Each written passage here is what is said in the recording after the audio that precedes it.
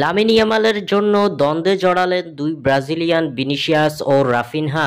রাফিনহাকে মারতে তেড়ে গেলেন ভিনিসিয়াস। দর্শক, ভিনিসিয়াসের এমন উগ্র আচরণকে আপনারা কিভাবে দেখছেন তা আমাদের কমেন্ট করে জানিয়ে দিন। শেষ হয়ে গেল মৌসুমের প্রথম এল ক্লাসিকো। সান্তিয়াগো বার্নাবিউতে রিয়াল মাদ্রিদের বিপক্ষে 2-1 গোলে হেরেছে বার্সেলোনা। তবে এল ক্লাসিকো হবে আর তাতে কোনো গ্যাঞ্জাম হবে না তা কি করে হয়? চিরপ্রতিদ্বন্দ্বী দুই স্প্যানিশ জায়ান্ট মাঠে নামার আগে মাঠের বাইরে চলেছে কথার লড়াই। সেই সব মন্তব্যকে কেন্দ্র করে মাঠের খেলায় পরতে পরতে বার্সার লামিন ইয়ামালকে আক্রমণাত্মক সব অ্যাটাক করেছে রিয়াল মাদ্রিদের খেলোয়াড়েরা। তবে ম্যাচ চলাকালীন সময়ে শুধুমাত্র এসব সীমাবদ্ধ ছিল না, এসবের রেশ দেখা গেছে ম্যাচ শেষেও। ম্যাচ শেষে লামিন ইয়ামালকে কেন্দ্র করে ছড়িয়ে পড়ে উত্তেজনা। এ সময় আক্রমণাত্মক ভঙ্গিতে ইয়ামালের দিকে তেড়ে আসতে দেখা যায় ভিনিসিয়াস জুনিয়রকে। ঠিক সে সময় এগিয়ে আসেন রাফিনহা। ক্লাব সতীর্থ ইয়ামালকে রক্ষা করতে রাফা যখন এগিয়ে আসেন ঠিক তখনই রাফিনহার দিকেও তেড়ে যান ভিনি। এ সময় উত্তপ্ত